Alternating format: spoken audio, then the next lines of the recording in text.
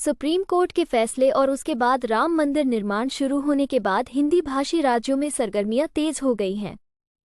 अगस्त 2020 में आयोजित भूमि पूजन समारोह अद्वितीय खुशी और प्रत्याशा का क्षण था, जिसमें देश भर से श्रद्धालु, राजनीतिक नेता और गणमान्य व्यक्ति शामिल हुए। इस घटना का प्रतीकवाद लोगों के दिलों में गहराई से गूंज गया, जिससे गर्व और एकता की भावना पैदा हुई। हिंदी भाषी राज्यों ने अपनी विविध सांस्कृतिक छवि के साथ राम मंदिर के निर्माण के लिए समर्थन का प्रवाह देखा है। धार्मिक जुलूस, सांस्कृतिक कार्यक्रम और सार्वजनिक समारोह आम हो गए हैं, जिससे एक जीवंत माहौल बन गया है।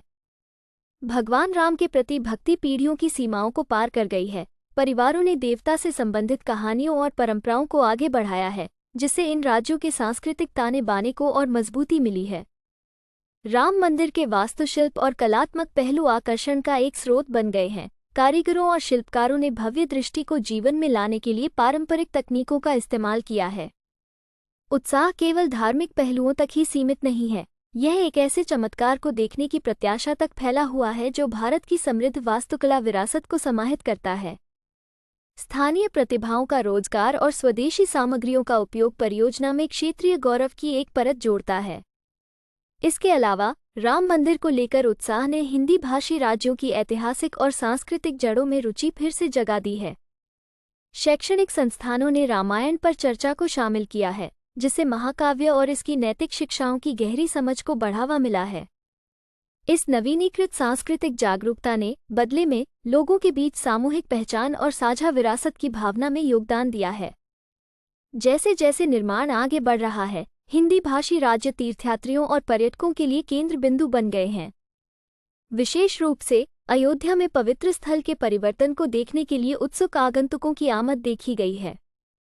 पर्यटन में इस उछाल ने न केवल स्थानीय अर्थव्यवस्था को बढ़ावा दिया है, बल्कि अंतर सांस्कृतिक आदान प्रदान को भी बढ़ावा दिया है, जिससे धार्मिक मतभेदों से परे एक सौहार्दपूर्ण माहौल तैयार हुआ है। जबकि राम मंदिर परियोजना उत्साह को प्रेरित कर रही है, विविध दृष्टिकोणों के लिए समावेशिता और सम्मान की आवश्यकता को स्वीकार करना अनिवार्य है। हिंदी भाषी राज्यों के बहुलवादी लोकाचार को संरक्षित किया जाना चाहिए, ये सुनिश्चित करते हुए कि मंदिर निर्माण का उत्साह अनजाने में किसी भी समुदाय को हाशिए पर न डाल दे। संवाद और समझ प्रबल होनी चाहिए। ऐसे माहौल को बढ़ावा देना चाहिए जहां मंदिर विभाजन के स्रोत के बजाय एकता के प्रतीक के रूप में कार्य करे। निष्कर्षतः राम मंदिर निर्माण हिंदी भाषी राज्यों में सकारात्मक बदलाव का उत्प्रेरक बन गया है, जिससे सांस्कृतिक, आर्थिक और राजनीतिक क्षेत्रों में नई जान आ गई है। उत्साह न केवल निर्माण गतिविधियों में बल्कि उन लोगों के दिल और दिमाग में भी गूंजता है जो इस ऐतिहासिक परियोजना को अपने साझा मूल्यों और आकांक्षाओं के प्रमाण के रूप में देखते हैं। चुनौती इस उत्साह को एक ऐसे समाज के निर्माण की दिशा में ले जाने में है जो विविधता को अपनाता है और सह अस्तित्व के सिद्धांतों को कायम रखता है।